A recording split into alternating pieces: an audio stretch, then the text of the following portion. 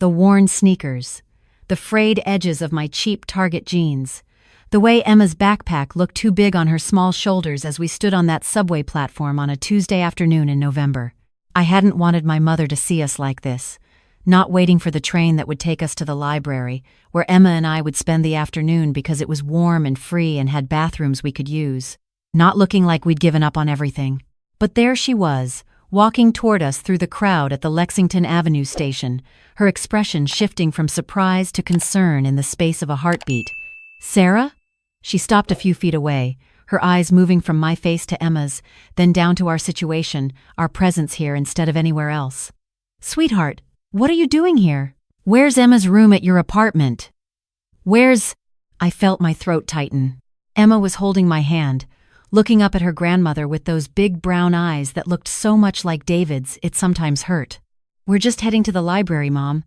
Emma wanted some new books." My mother wasn't buying it. She'd been a private investigator for 30 years before retiring last year. She could read a situation faster than most people could read a sentence. "Sarah." Her voice dropped lower, more serious. "Where are you living?" I felt the tears starting before I could stop them. Emma squeezed my hand, and I knew she could sense something was wrong, even if she didn't understand what. "In my car," I finally said. "We're staying in my car. At the Walmart parking lot on Hamilton Avenue." The color drained from my mother's face. "How long?" 3 weeks. 3 weeks. She repeated it like she couldn't quite process the information. "And you didn't call me?" "Sarah, I would have." "I know, Mom. But you were dealing with Dad's estate, and I didn't want to add to your stress. And I thought I could figure it out, and the words were tumbling out now, faster and faster. "Linda took the apartment." My mother went very still. "What do you mean, Linda took the apartment?" I glanced down at Emma. "Emma, honey, why don't you go look at the subway map over there? See if you can find all the stops you know." Emma hesitated, then let go of my hand and walked over to the large map on the wall, though I could tell she was still listening. "Linda showed up with papers," I said quietly. "Legal documents saying that she co-signed on the apartment lease when David and I first moved in 5 years ago. I didn't remember that, but apparently it was in the fine print. She said as co-signer, she had rights, and she was exercising them because I was an unfit environment for Emma. That's not how tenant law works." "I know that now, Mom. But she had a lawyer with her, and he was saying all these legal terms, and they had sheriff's deputies there, and they said if I didn't leave peacefully, they'd file for emergency custody of Emma right there. They said they had documentation of my instability, and they'd take Emma into state custody while it got sorted out." My mother's jaw was clenched so tight I could see the muscle jumping. "So you left?" I couldn't risk them taking Emma. Not even for a day. Not into state care. So I grabbed what we could carry, and I left. I thought I'd figure it out. But the shelters are full, Mom. I'm on waiting lists for 6 different places. And I can't use my teacher's salary for a deposit and first month's rent on a new place because Linda's lawyer sent letters to the school district saying I'm involved in ongoing custody litigation and there's a lien on my income. "A lien on my mother's voice was shaking now. "Sarah, that's not legal. You can fight that." "With what money, Mom?" "Linda has 3 lawyers. I can barely afford to keep gas in the car and buy food. I've been letting Emma sleep in the back seat while I stay up front. And I tell her, we're on an adventure. We're camping. But Mom, she's 5 years old, and she's asking when we can go home. And I don't." I couldn't finish the sentence. My mother pulled me into her arms right there on the subway platform, and I let myself cry for the first time in 3 weeks. When I finally pulled back, I expected to see pity in her eyes, or anger, or frustration that her daughter had gotten into such a mess. Instead, she was smiling. Not a happy smile, exactly. More like the smile a wolf makes when it spots prey. "Sarah," she said quietly, "I need you to listen to me very carefully. Can you do that?" I nodded, wiping my eyes. "I want you and Emma to come stay with me. Tonight, right now. We're leaving this subway station, and we're going to my house, and you're going to tell me everything. Every detail. Every document Linda showed you. Every word her lawyer said. Every interaction you've had with them since the divorce." "Mom, I don't want a burden." "Stop." She held up one hand. "You're not a burden. You're my daughter, And Emma is my granddaughter, and what Linda is doing is not just morally wrong, it's legally actionable.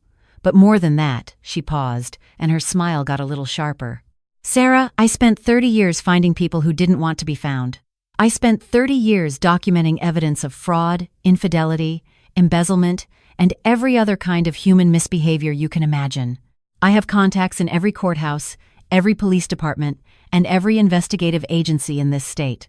She leaned closer, her voice dropping to barely above a whisper. Linda wants to play games with my granddaughter's life? Fine, but she's not going to like the game I play back. Mom, what are you? Don't worry about it. She called Emma over, crouching down to her eye level. Hey there, princess. How would you like to come have a sleepover at Grammy's house? I have that room with all the stuffed animals, remember? Emma's face lit up. Really? Can we, Mommy? I looked at my mother. She gave me a small nod. Trust me, her eyes said. Yes, baby, I told Emma. We can. As we rode the subway to my mother's house in Queens, Emma chattering excitedly about which stuffed animal she wanted to sleep with, I watched my mother's face. She was calm, composed, but her eyes had that faraway look I remembered from my childhood, when she was working on a particularly difficult case. She was already planning something, I could tell. That evening, after Emma was asleep in the guest room, surrounded by stuffed bears and rabbits, my mother sat me down at her kitchen table with a notepad and a pen. Start from the beginning, she said. The divorce. Tell me why. So I told her. I told her about the first time David hit me, 3 years into our marriage. About how he'd apologized, cried, said it would never happen again. About how it did happen again 6 months later. And again. About how I'd started documenting everything, taking photos of bruises, keeping records, because some part of me knew I'd need evidence eventually. About how I'd finally filed for divorce 8 months ago, and how the judge had granted me full custody of Emma based on the documented abuse.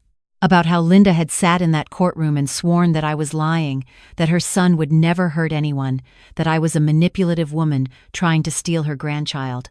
And since the divorce? My mother asked. Linda calls me at least twice a week, always from different numbers, so I can't block her.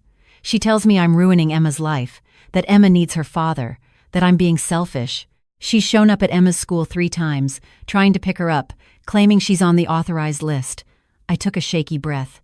She's not. The school knows. But it scares me, Mom. Every time my phone rings, every time there's a knock on the door, I don't know what she's going to try next. My mother was writing everything down in shorthand, her face expressionless. It was her investigator face, the one that meant she was processing information at high speed. And the apartment, she said. Walk me through exactly what happened. I described it in as much detail as I could remember. The knock on the door, Linda and her lawyer, a man named Richard Winters, the sheriff's deputies standing behind them, the papers Linda had shoved at me. Did you keep any of those papers? My mother asked. I took photos of them. Before I left, it's all I could think to do. Smart girl. Send them to me. Right now. I pulled out my phone and forwarded the images. My mother's laptop was already open on the table, and within seconds, she was examining the documents. Her expression didn't change as she read, but I saw her nostrils flare slightly. This is forgery, she said finally. This signature purporting to be Linda's on the lease, it's not even a good forgery. The notary seal is fake. The date doesn't match. And the law firm listed here? She tapped the screen. Winters and Associates. I'm looking them up right now. She typed rapidly, her eyes scanning the search results. Interesting, she murmured. Richard Winters was disbarred in New Jersey 2 years ago for falsifying documents in a custody case. He's not licensed to practice law in New York. He's not licensed to practice law anywhere. I felt my heart start to pound. So the papers are worthless, completely fraudulent.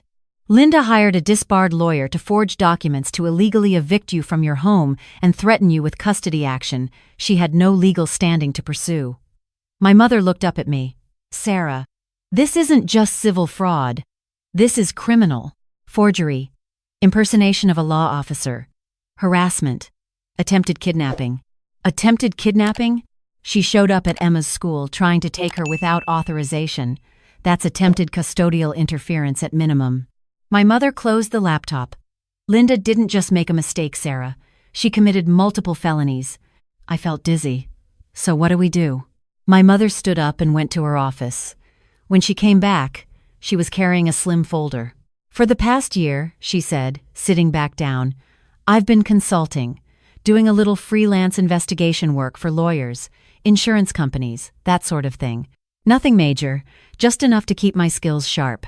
I still have my license, and I still have access to all my old databases and contacts. She opened the folder. Inside were forms, documents, what looked like service agreements. I'm going to take your case, she said, officially. As your private investigator, you're going to hire me at a rate of $1, which you'll pay me right now, and I'm going to document everything Linda has done and is doing. And then we're going to take it to the district attorney's office. And we're going to file charges. Mom, I can't ask you to. You're not asking. I'm telling you. This is what I do, Sarah. This is what I've always done. And nobody. Her voice was steel now. Nobody threatens my granddaughter and gets away with it. I pulled a dollar bill from my wallet and slid it across the table. My mother took it, wrote out a receipt on a piece of paper, and signed it. You're now officially my client, she said, which means attorney-client privilege applies to our conversations, and anything we discuss is protected. Now, I need you to write down everything you remember, every interaction with Linda, every phone call, every threat, every time she showed up somewhere she shouldn't have been, dates, times, witnesses, everything. I spent the next 3 hours writing while my mother worked on her laptop. By the time I finished, it was past midnight, and I had 12 pages of handwritten notes. My mother read through them carefully, occasionally asking clarifying questions. When she was done, she looked at me. Get some sleep, she said. Tomorrow morning, I'm going to make some phone calls. We're going to need an attorney, but I know several who do pro bono work for domestic abuse survivors. I'll also need to visit your old apartment and document its current condition. But Sarah, she reached across the table and took my hand. I need you to trust me on something. The next few weeks are going to be difficult. Linda is going to realize we're fighting back, and she's going to escalate. She may say things, do things, that are designed to scare you or make you back down. I need you to not engage with her. Don't answer her calls. Don't respond to her messages. Don't confront her. Let me handle everything. Can you do that? I nodded. I can try. Not try. Do. Because the moment you engage with her directly, she can twist it and use it against you. Every interaction needs to go through me or our attorney. Understand? I understand. My mother squeezed my hand. One more thing. I'm going to find out everything there is to know about Linda's life, her finances, her history, her relationships. If she's done this to you, she's likely done similar things to other people. Abusers don't change their patterns. They just find new victims.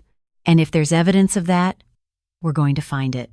The look in her eyes sent a chill down my spine, not because I was scared of her, but because I was suddenly very glad she was on my side. The next morning, I woke to the smell of pancakes. Emma was already at the kitchen table, happily eating while my mother flipped another batch on the griddle. "Morning, Mommy," Emma chirped. "Grammy makes really good pancakes." "The best," I agreed, kissing the top of her head. My mother glanced at me. "I've already made 3 phone calls. We have an appointment with an attorney named Rebecca Chen at 11. She specializes in family law and custody issues, and she's agreed to take your case pro bono through her firm's domestic violence survivor program. I've also contacted the school district's legal department about that lien. Turns out it was never properly filed, and they're removing it today." I felt tears prickling my eyes again. "Mom, eat your breakfast," she said, sliding a plate toward me. "We have a busy day ahead." The meeting with Rebecca Chen was everything I'd hoped for. She was in her 40s, sharp-eyed and no-nonsense, and she listened to my story without interrupting. When I was done, she looked at my mother. "Elizabeth, you said you have evidence of the forged documents?" My mother produced a folder already much thicker than the one from last night. Copies of the originals Sarah photographed, plus my preliminary analysis showing the inconsistencies. I've also pulled the actual lease agreement from the landlord, which shows no cosigner. And I have documentation that Richard Winters is not a licensed attorney in this state. Rebecca flipped through the pages, her expression growing grimmer. This is worse than I expected. Better for us, worse in terms of what this woman was willing to do. She looked at me. Sarah, with your permission, I'd like to file several motions with the court. First, an emergency restraining order against Linda Brennan, barring her from contacting you or Emma or coming within 500 feet of your residence or Emma's school. Second, a motion to hold her in contempt of the existing custody order for her unauthorized attempts to pick up Emma from school. Third, a motion for sanctions against her for the fraudulent eviction. And fourth, she paused, I'd like to contact the district attorney's office about potential criminal charges. Will that help Sarah get her apartment back? My mother asked. I'm going to file an emergency motion for that today. With the evidence of fraud, I'm confident we can get Sarah reinstated as the legal tenant within a week. Rebecca turned to me. In the meantime, you're staying with your mother? Yes. Good. Keep it that way. Document everything. If Linda tries to contact you, don't respond. Forward everything to me and Elizabeth. She made a note. I'm also going to request a forensic audit of David's finances. If Linda has access to his accounts and given her behavior, I suspect she does, we may find evidence of financial manipulation or misappropriation of marital assets. Over the next week, things moved faster than I'd expected. Rebecca filed all her motions. The judge granted the emergency restraining order within 24 hours. My mother went to the apartment with a sheriff's deputy and a locksmith and documented that Linda had been living there, her clothes in the closet, her toiletries in the bathroom, her mail stacked on the counter. She wasn't trying to protect her son's interests, my mother said when she showed me the photos. She was just taking your home for herself. The hearing for my reinstatement was scheduled for the following Tuesday. Rebecca told me to expect Linda to fight it, possibly with another fake lawyer, but that with the evidence we had, it would be a short hearing. What she didn't expect, what none of us expected, was what my mother found on Friday. I was making dinner when she came home, her expression carefully neutral in the way that meant she'd found something big. Sarah, she said, I need you to sit down. My stomach dropped. What is it? She pulled out her laptop and opened a folder full of documents. I've been doing some digging into Linda's background. Financial records, property records, court filings. I wanted to know if she'd done this before. And she has. Twice. Once to David's first girlfriend, back when he was in college. The girlfriend filed a restraining order against Linda for stalking and harassment. The case was dismissed when the girlfriend moved out of state, but the filing is still on record. And once to David's ex-wife. I stared at her. David was married before? Briefly. 7 years ago, before you met him. Her name was Jennifer Morrison. They were married for 11 months, then Jennifer filed for divorce, citing domestic violence. Linda showed up at Jennifer's workplace, her apartment, her parents' house. She made threats, sent harassing messages, tried to turn Jennifer's employer against her. Jennifer eventually got a restraining order, but she also moved to California to get away from them. My hands were shaking. Did you talk to her? I called her yesterday. She was hesitant to talk at first, but when I explained what was happening to you, she opened up. My mother pulled out her phone and played an audio recording. I asked her permission to record this. She agreed. A woman's voice filled the kitchen. She sounded tired and sad, but also determined. Linda Brennan destroyed a year of my life. She convinced herself that I'd somehow tricked her son into marrying me, that I was after his money, which was ridiculous because David barely had any money. She would call me at work and tell my boss that I was a drug addict, that I was stealing from David. She sent letters to my apartment building claiming I was running an illegal business out of my unit. She filed false police reports saying I'd threatened her. And David just let her. He said she was stressed, she was protective, she'd calm down eventually, but she never did. And then David started hitting me, and I realized the apple didn't fall far from the tree, so I left. I filed for divorce, got a restraining order, and moved across the country. Best decision I ever made. The recording ended. I felt nauseous. There's more, my mother said quietly. I pulled Linda's financial records. She's been systematically draining David's accounts for the past 6 months. He has 2 credit cards in his name that I believe she's using without his knowledge. She's also taken out a home equity line of credit on a property David inherited from his grandmother. Based on the spending patterns, she's gambled away about $90,000 in the past year. $90,000. I couldn't breathe. Does David know? I doubt it. He's working 12-hour shifts as a paramedic. When would he have time to review his finances? Linda's probably been handling all his bills, telling him everything's fine, while she drains his accounts. My mother closed the laptop. Sarah, Linda isn't just manipulative. She's financially desperate. That's why she took your apartment. She probably can't afford her own anymore. That's why she's trying to maintain control of Emma. She thinks if she has custody, she can squeeze you for child support, or maybe access Emma's trust fund from your father. Emma doesn't have a trust fund. I know that. But Linda might not, or she's hoping there's some financial benefit she can exploit. My mother leaned forward. Sarah, I'm telling you this because you need to understand who we're dealing with. Linda isn't going to give up just because a judge tells her to. She's going to escalate. She's going to try to find leverage, and we need to be prepared. What do we do? My mother smiled that wolf smile again. We use what we know. We document everything, and we build a case so airtight that Linda has no choice but to back off. And if she doesn't, she paused. Then we make sure she faces the consequences of her actions. The hearing on Tuesday was exactly as dramatic as I'd feared. Linda showed up with Richard Winters, who tried to argue that he was acting as her legal consultant rather than her attorney. The judge shut that down in about 30 seconds, asking Winters directly if he was licensed to practice law in New York. When Winters admitted he wasn't, the judge threatened him with contempt if he spoke again. Linda tried to argue her case herself. She claimed she'd co-signed the lease in good faith, that she'd been trying to provide a stable home for Emma, that I was an unfit mother who was homeless and dragging her granddaughter through subway stations. Rebecca calmly presented the evidence.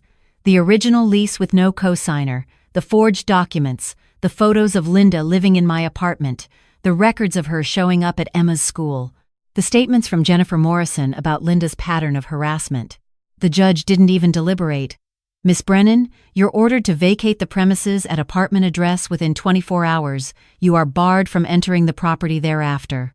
Miss Brennan, Sarah Brennan, is reinstated as the sole legal tenant. You're also ordered to pay Miss Sarah Brennan's legal fees and court costs. Furthermore, I'm referring this matter to the district attorney's office for potential criminal prosecution for forgery, fraud, and custodial interference. Linda's face went white. Your Honor, I was only trying to. You were trying to illegally evict your former daughter-in-law and manipulate custody of your grandchild using fraudulent documents. I suggest you retain a qualified attorney, Miss Brennan, because you're going to need one. We're done here. The gavel came down. I expected to feel relief. And I did, partially, but mostly I felt exhausted. In the hallway outside the courtroom, Rebecca pulled me aside. This isn't over. Linda will likely appeal, or try to file new motions, or find some other way to continue the harassment. But we have the upper hand now. The court sees her for what she is. What about the criminal charges? I asked. That's up to the DA. But with the evidence we have, I'd say there's a good chance they'll prosecute. At minimum, Linda will be looking at probation, fines, and a permanent record. At maximum, she could face jail time. My mother appeared beside us, her expression grim. Sarah, we need to go. Now. What's wrong? I just got a call from Emma's school. Linda showed up there 10 minutes ago, trying to pick up Emma. The restraining order hasn't been processed into the system yet, so security didn't stop her. They've got her in the office right now, but we need to get there immediately. My heart was pounding as Rebecca drove us to the school. My mother was on the phone the entire time, talking to the principal, then to the police department, making sure officers were being dispatched. When we arrived, there were already 2 patrol cars in the parking lot. Inside the office, Linda was sitting in a chair, her face red and angry, while Emma sat on the secretary's desk, looking scared. Mommy! Emma ran to me the moment she saw me, and I scooped her up. One of the officers approached. Are you Sarah Brennan? Yes. This woman claims she has a right to pick up your daughter. She doesn't. There's a court order. We have it, my mother interrupted, handing over a copy of the restraining order. It was granted yesterday. It's in the system now. The officer read it, then looked at Linda. "Ma'am, you need to come with us." "This is ridiculous." Linda stood up. "She's my granddaughter. I have rights." "You have the right to remain silent," the officer said, pulling out handcuffs. "Anything you say can and will be used against you in a court of law." I turned Emma's face into my shoulder so she wouldn't see her grandmother being arrested, but I watched. I watched Linda's face go from angry to shocked to terrified as the officer read her Miranda rights and led her out of the building. "Is Grammy in trouble?" Emma asked in a small voice. "Yes, baby," I said. "She is. But you're safe. We're all safe now." That evening, back at my mother's house, after Emma was asleep, I sat with my mother in her kitchen. "The DA's office called," she said. "They're charging Linda with forgery, fraud, attempted custodial interference, and violation of a restraining order. Her bail is set at $50,000. Will she make it? Probably. She'll liquidate whatever she has left. But Sarah, here's the thing, I talked to the detective handling the case. They're also investigating her for the financial crimes against David. The credit card fraud, the unauthorized use of the home equity line. David's finally aware of what's been happening, and he's cooperating with the investigation. He's also filed for a restraining order against his own mother." I didn't know what to say to that. "Linda's life is effectively over," my mother continued. "She's facing multiple felony charges. Even if she doesn't do jail time, she'll be on probation for years. She'll have to make restitution to both you and David. She'll never be allowed near Emma again. And her reputation in her community, in her social circles, is destroyed." "Do you think that's enough?" I asked. My mother looked at me for a long moment. "I think it's justice. Not revenge. Justice. Linda made choices. She chose to forge documents, to harass you, to try to take your child. And now she's facing the consequences of those choices. That's how it's supposed to work." 3 months later, I was back in my apartment. Emma was enrolled in a new school, one with much better security protocols. Linda had pleaded guilty to reduced charges in exchange for 5 years probation, restitution payments, and mandatory counseling. She was forbidden from having any contact with me or Emma. David, for his part, had sent me a letter through his attorney. He apologized. He said he'd been blind to his mother's behavior, that he'd been complicit in her abuse of me, and that he was getting help. He didn't ask to see Emma. He acknowledged that he'd lost that right, but he said he was setting up a trust fund for her, money that Linda couldn't touch, for her future education. I didn't know if I believed his reformation was real, but I appreciated the gesture. My mother stopped by every Sunday for dinner. Emma adored her, called her Grammy the hero, and in a way, she was. One Sunday, after Emma had gone to bed, my mother and I sat on the couch with glasses of wine. "I never thanked you," I said. "Not really. For everything you did. You're my daughter," she said simply. "And Emma is my granddaughter. I would have done anything." "You did do anything. You saved us." My mother shook her head. "No, I just gave you the tools to save yourself. You're the one who had the courage to leave an abusive relationship. You're the one who kept Emma safe, even when it meant sleeping in your car. You're the one who documented everything, who took those photos, who kept fighting even when you were terrified. I just helped you fight smarter."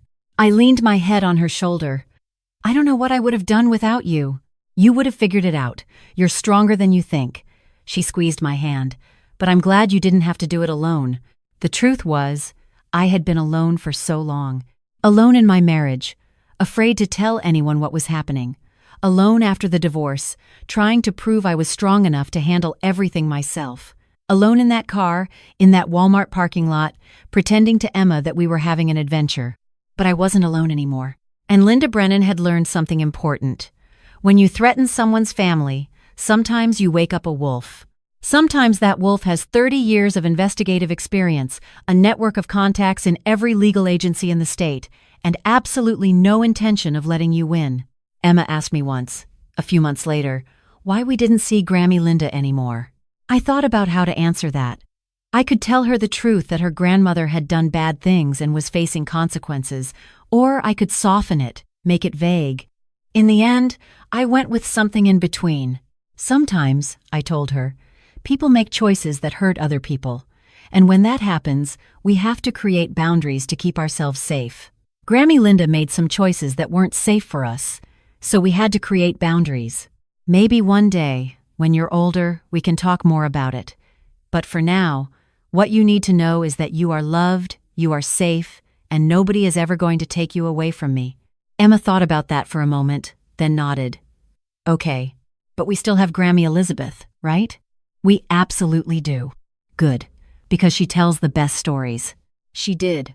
My mother had a gift for taking the difficult, painful parts of life and finding the narrative thread, the lesson, the meaning. She'd done it with her cases for 30 years, and now she was doing it with our lives.